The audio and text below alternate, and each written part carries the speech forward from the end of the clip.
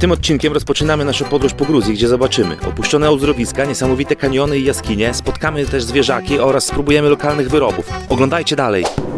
Szanowni Państwo, będziemy lądowali na Kutaisi znajduje się w prowincji Imertia i jest trzecim pod względem wielkości miastem w Gruzji.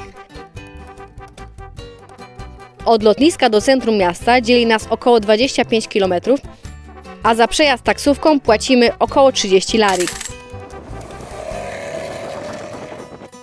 Szybkie zakwaterowanie, cena za dobę od osoby wlatuje na ekran i ruszamy na miasto.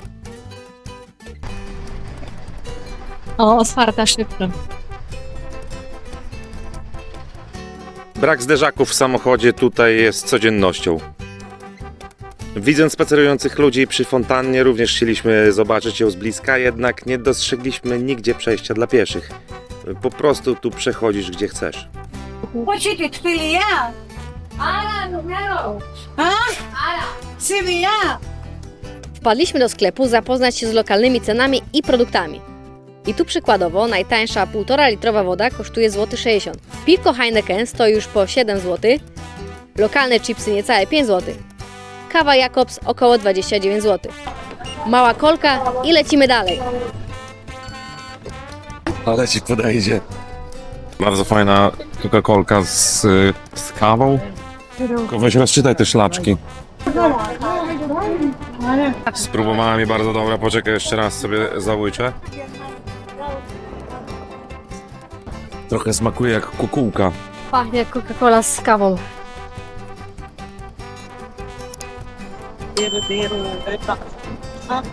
Prawie tak samo jak cola. No nie, masz zaburzone kubki smakowe. No mam chyba. Chwila przerwy na podziwianie tego wspaniałego muralu. Gdybyście chcieli zobaczyć na żywo, łapcie adres. Alfabet gruziński jest niepodobny do żadnego innego, a sam język jest jednym z najstarszych wciąż używanych języków na świecie, co czyni go wyjątkowym. Co ciekawe, w alfabecie nie rozróżnia się jak u nas wielkich oraz małych liter. Wystarczy tylko spojrzeć na jakiegoś psa i już za tobą łazi, nie?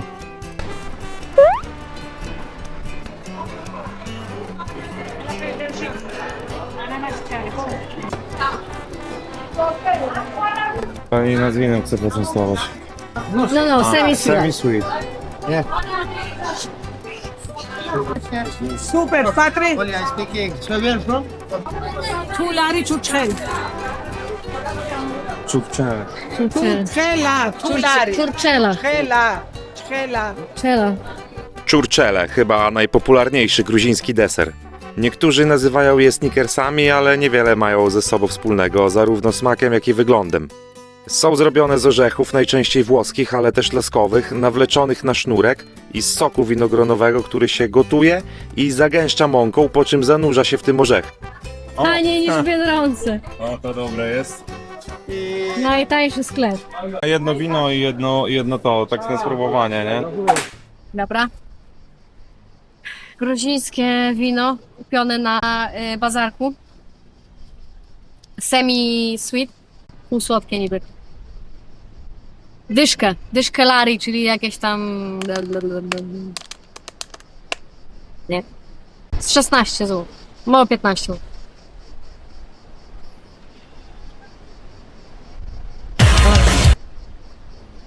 Nie jest aż takie słodkie. Ale piję w ogóle nie wiadomo skąd ta butelka. Dobra. Nic mi nie będzie. Nie? Oczywiście musieliśmy sobie kupić gruzińską wodę borjomi, nie wiem jak to się czyta. Zapłaciliśmy 2 lari. No to tam około 3 zł za litrową butelkę. No woda taka dość nietypowa. Wysoko mineralizowana, taka aż gęsta w konsystencji. Moim zdaniem to smakuje trochę jak taka, jak się u dentysty popłukuje. Może ze względu na to, że jest, nie wiem, fluor w składzie, dużo wapnia, magnezu. Czy mnie wzrok nie myli? Czy tutaj kwitnie przypadkiem marakuja? Kolejnym celem naszego spaceru jest wyglądające jak z poprzedniej epoki wesołe miasteczko. Znajduje się ono na jednym ze wzgórz miasta, a dokładnie w parku Besik Gabashvili. Można tu dostać się kolejką, co jest jedną z atrakcji Kutaisi, lub tak jak my, na piechotę. Nie masz tak, że widzisz palmy, a wszystko takie wschodnie? No tak, to jest to, o czym mówiłem, że tu jest taka mieszanka trochę takiego wschodu typu Rosja i Bliskiego Wschodu. Kurde, Prypeć.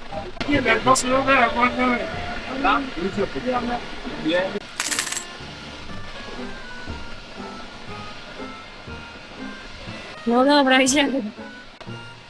Boże.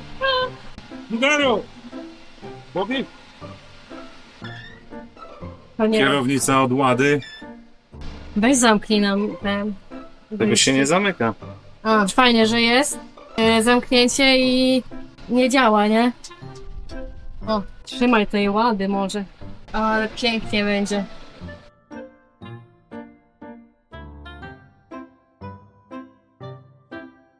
No jest wysoko, możesz tak spojrzeć w dół.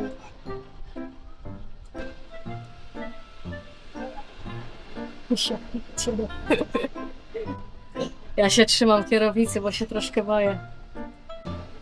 No nie wiem. Zobacz na te śruby. Na koniec dnia wpadamy do restauracji muzeum. Kupiliśmy lokalne gruzińskie piwo.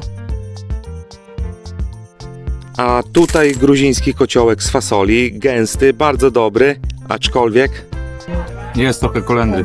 osoby nieprzepadające za jej smakiem mogą mieć problem. Hinkali, tradycyjne gruzińskie pierogi. To obowiązkowa pozycja, będąc w tym kraju. Próbuję.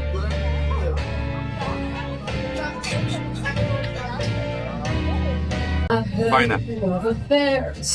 Dobre. Ale nie wiem co to za mięso.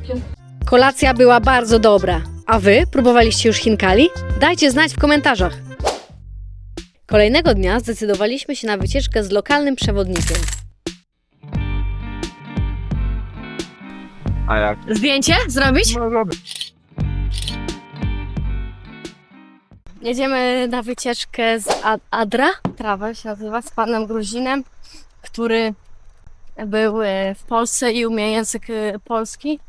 No a w planach jest jeszcze jaskinia Prometeusza, kanion Okatse, kanion Marville i chyba jeszcze jakiś park narodowy ich, ale nie pamiętam jak się nazywa. Po drodze zatrzymujemy się przy opuszczonym sanatorium na krótką lekcję historii i parę fotek. Po drzwiach się wchodzi. To nie są marmurowe kolumny? Ale to musiało być ładnie, jak to działało.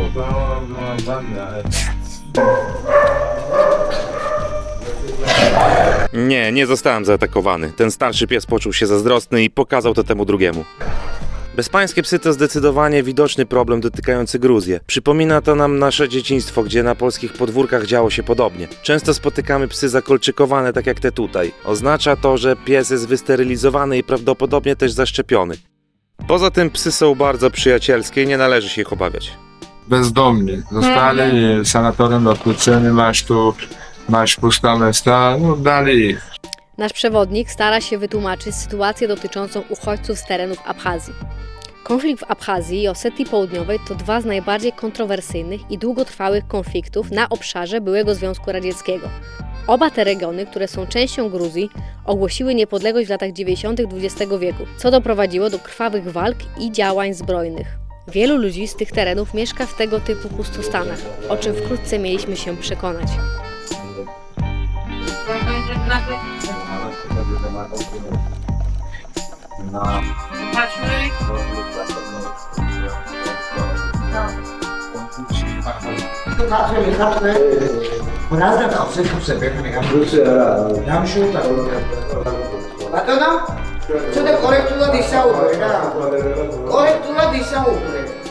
No to myślałem, że z Rosji jest. Niestety to nie po raz pierwszy. Polacy często myleni są z Rosjanami. Kolejne sanatorium, przy którym się zatrzymujemy, znajduje się w mieście Skaltubo i podobno było to ulubione miejsce Stalina. Czasy swojej świetności przeżywało w latach 50. Dzisiaj wieje tu pustkami. Niestety ochrona pilnująca obiektu nie pozwala wejść do środka. Witamy w ośrodku Stalina. Tutaj przyjeżdżał na odpoczynek i to było jego... No tutaj ogólnie sanatoria są i on tutaj przyjeżdżał na uzdrowiska sobie. No już niestety opuszczone, nie można wejść do środka, no ale tutaj sobie mieszkał w wakacyjki jakieś tam na kanikuły. W Gruzji rosną też bambusy. I płot bambusowy. I żywe bambusy. Jeżeli odcinek Wam się podoba, zapraszamy do kliknięcia subskrypcji. Pomoże nam to rozwijać kanał i tworzyć jeszcze ciekawsze filmy. Łapka w górę i komentarz również mile widziane. Okej, jedziemy dalej. A, takie krowy fajne.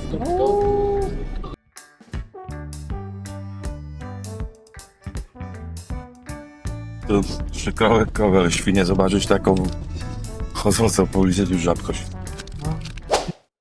I dojechaliśmy do pierwszej głównej atrakcji dzisiejszego dnia. Jaskinia Prometeusza. Trzeba było szybko siurnąć sobie, bo już za, nie wiem, za 2 minuty. Do jaskini Prometeusza. Szybko, trzeba biec. Co? Bileciki do kontroli. Śmiało można powiedzieć, że to podziemny skarb Gruzji, gdyż jaskinia uznana jest za jedną z piękniejszych na świecie. Zostały odkryte przez naukowców z Uniwersytetu w Tbilisi, którzy otrzymali polecenie od władz, by znaleźć miejsce na schrony przeciwatomowe. Z ciekawostek w jaskini panuje około 14 stopni, także w lato będzie to przyjemne ochłodzenie, które nie wymaga ubierania dodatkowej odzieży. Podczas spaceru możemy podziwiać najróżniejsze formy krasowe, m.in. stalaktyty, stalagmity oraz stalagnaty. Udostępnioną trasę przemierzamy w około 45 minut, zwiedzając przy tym 6 sal. W jednej z sal mogliśmy uczestniczyć w pięknym pokazie świetlno-dźwiękowym. W takim wydaniu, powiem Wam szczerze, na mnie zrobiło to ogromne wrażenie.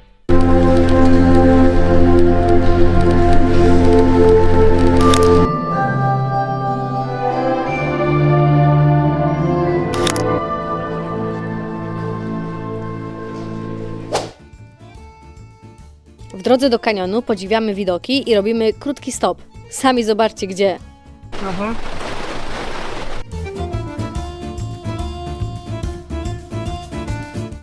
Dawaj, Roberci! Jesteśmy na jakimś starym, spróchniałym moście. Ma jakąś nazwę, czy nie? Ty wiesz, czy nie? Nie. Każdy krok to cały się porusza. Dziury na wylot. Trochę strach, patrz. To się wszystko rusza. No ale co? Idziemy. Idziemy, no. Tam blokujesz bilety i wracasz, to jest już most. I wchodzisz tutaj, masz brat tam i potem wracasz tam w stronę tu. Krowy sobie chillują w lesie. Hit normalnie. Nie? Tak. W parku. Jesteśmy w drodze do kanionu. Kornelia mówi o katce, ja nie pamiętam nazwy. Trzeba jej zaufać. Idziemy sobie parkiem jakimś zielonym. Zapłaciliśmy wejściówki. Myślę, że tutaj chodzą krowy. Takie dziko chodzące jakieś i srają po chodnikach, po ulicach. Zresztą widać na nagraniach tam, jak po ulicach chodzą krowy. Tutaj jest nie inaczej w parku.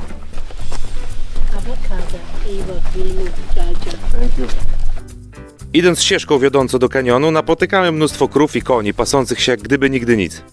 Jednak nie one były największym zaskoczeniem. Ty, świnia. Świnia tam zapiernicza. Za koniem jest. A tam no, nie widać za bardzo. Trochę widać. Jak wspomniałem, jadąc samochodem, chodzące luzem krowy jeszcze byliśmy w stanie sobie wyobrazić. Widzieliśmy już podobne obrazki podczas swoich podróży, a nawet w Polsce jeszcze gdzieniegdzie widać rolników prowadzących małe statka z łąk. Świnia biegająca luzem po trawie to już niestety egzotyka. W Gruzji zwierzęta gospodarskie żyją nadal trybem swobodnym. Są wypuszczane na cały dzień, gdzie rozchodzą się po okolicy szukając pożywienia, a wieczorem same wracają do swoich domostw. Dla nas to niecodzienny widok. Świnie, które nagrywaliśmy, zostawiły pułapki i oczywiście musiałem wejść 2 butami, nie? Żeby nie było. Uj. Jesteśmy właśnie na moście nad kanionem. Kładeczka taka nad przepaścią. Robi wrażenie. Kładka, choć bardzo stabilna, wydaje niepokojące dźwięki. Kanion Okace został ukształtowany przez płynącą na dnie wąwozu rzekę, która również nosi taką samą nazwę. Atrakcja znajduje się w niedalekiej odległości od miasta i uważam, że to jeden z obowiązkowych punktów na planie podróży po Gruzji. A tą kładeczką tam na dole? Szliśmy. Wybieramy się tam. Na tą kładkę wiszącą nad przepaścią, więc może być ciekawe. Idziemy. Dobra. Jesteśmy we wrześniu, a wciąż otacza nas soczysta zieleń roślin i dość wysoka temperatura powietrza. Gdy spacerujemy na wysokości, która sięga do 100 metrów, możemy podziwiać oto takie widoki. Cały spacer zajmuje około 3 godziny. Trasa nie jest wymagająca i pomimo, że to bardzo popularne miejsce, nie ma tłumów turystów. Wszędzie są kupy na drodze. Trzeba uważać. Buszuje. Widziałeś?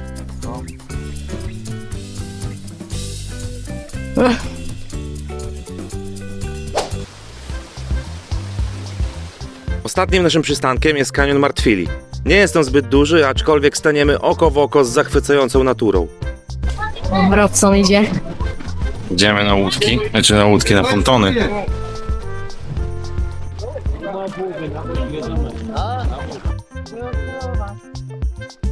To mnie strasznie zabolało teraz, jak wchodziliśmy. Pokaż jak jęczysz. No boli mnie, no bo już przykręciłem sobie. No to Jak ja, tak jak ja. Dla odwiedzających przygotowana jest 700-metrowa ścieżka spacerowa z ławeczkami oraz szlak wodny, który za dodatkową opłatą przemierzymy na 6-osobowych pontonach. Dowiedziałam się, że głębokość tej wody tutaj to 6 metrów. To nawet głęboko w sumie. Polecamy wykupić spływ. Nie trwa on co prawda długo, ale za to możemy podziwiać piękne wodospady oraz zachwycającą florę kanionu.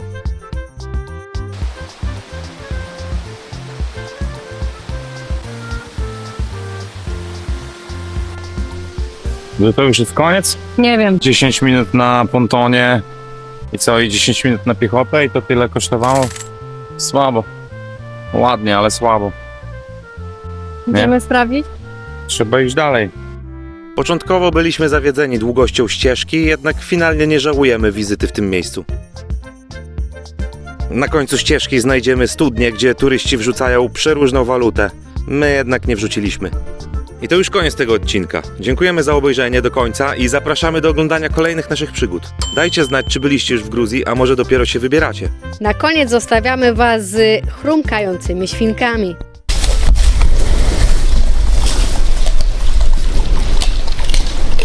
Ale żre.